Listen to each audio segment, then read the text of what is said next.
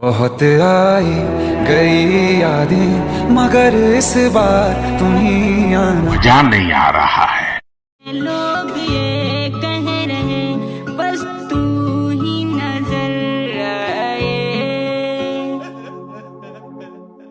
कब आओगे मेरे अखिलेश, तुम्हें यूपी बुलाती है। मजा आया। तब मुलायम सिंह जी के साथ आप मोदी जी के पास जाते हैं, क्या गुफ्तगू हुई बताएंगे थोड़ा? मैं बता दूंगा, सच नहीं मानोगे, लेकिन बता दीजिए आप। नेताजी ने कहा प्रधानमंत्री जी बच के रहना, ये मेरा बेटा है। हाँ, आँख बंद नाक बंद खोटा खोटा बात बंद, बनना है तो बाप बंद। लेकिन अखिलेश जी आपको पता नहीं है, गधा भी हमें प्रेरणा देता है। हमारे साथियों ने कभी कभी टीवी देखा होगा, क्या एक गधे का विज्ञापन आता है। हम तो इस सदी के बड़े महानायक से कहेंगे कि अब आप गुजरात के गधों का प्रचार मत करिए। बताओ कहीं गधों का भी प्रचार होता है क्या?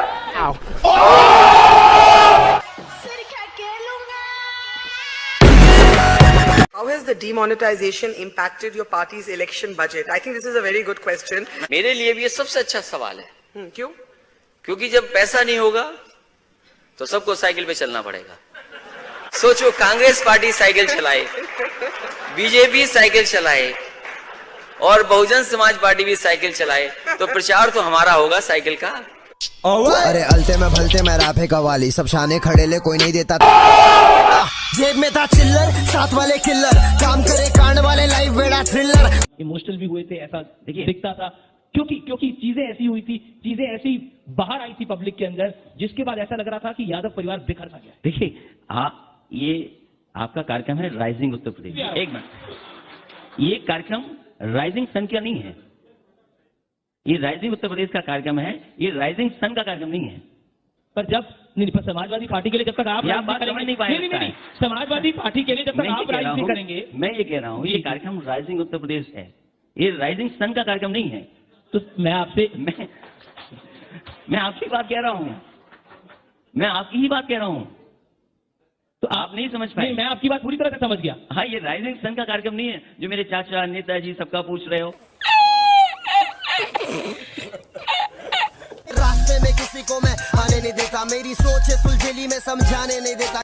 फिर वो लड़का आपसे दूर हो गया, अब बहन ने जिम्मा संभाला है, आप बुआ के पास चले गए हैं, बुआ पिताजी के लिए जो है अब रैलियां करने वाली है। इतना घपला, इतना कंफ्यूजन है, किसी को कुछ समझ में नहीं आ रहा है। अखिलेश जी देखिए, आप जो समझ नहीं सकते हैं वो नहीं समझ सकते आप।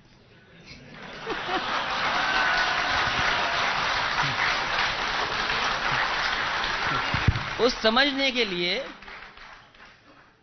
बहुत कुछ करना पड़ेगा, ये जल्दी समझने वाली बात नहीं है। आप समझाइए, मेरे पास बहुत टाइम है, हमारे पास बहुत टाइम, आप समझाइए। मैं दिन भर भी बोलता रहूंगा तब भी नहीं समझा पाऊंगा।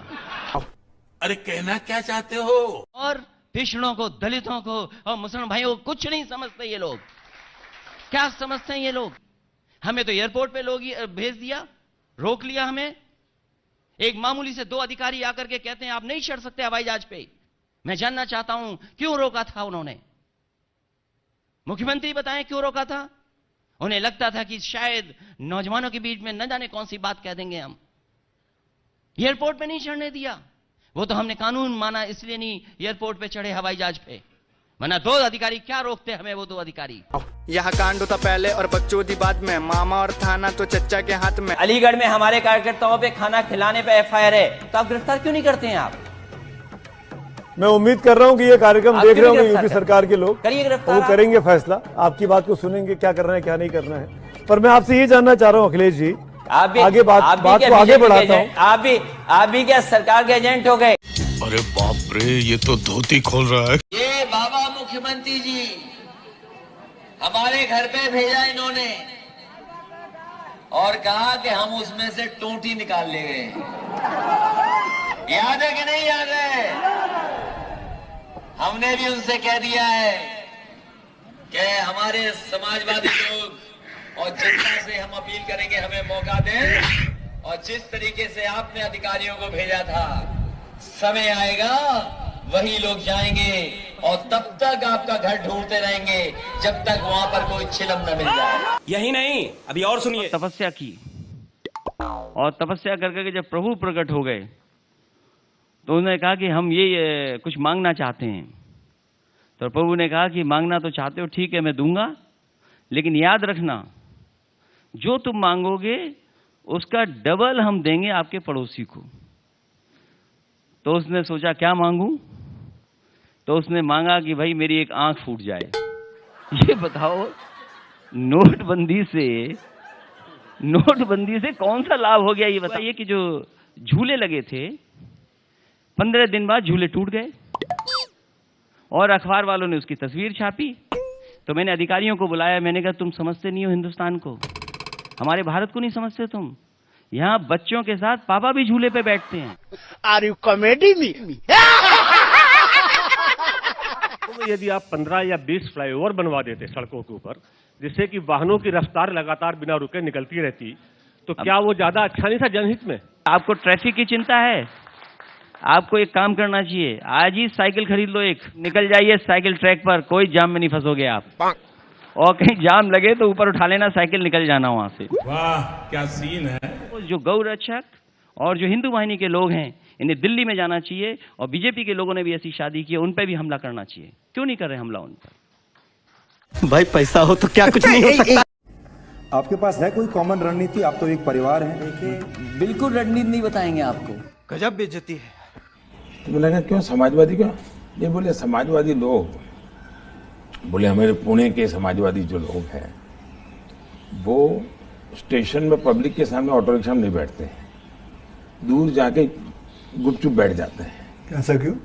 लोगों को इंप्रेशन रहे कि वो मेहनत करते हैं, सादगी वाले हैं। ओके, अच्छा। तो बोले मुझे भी लगा शायद आप समाजवादी हैं, तो औरों की तरह आप भी थोड़ी देर के बाद बैठ जाओगे। अक्षय कुमार अच्छे एक्टर हैं, प्रधानमंत्री जी भी अच्छे प्रधानमंत्री होते होते और होने के साथ साथ मुझे तो लगा कि शायद अक्षय को भी पीछे छोड़ दिया होगा।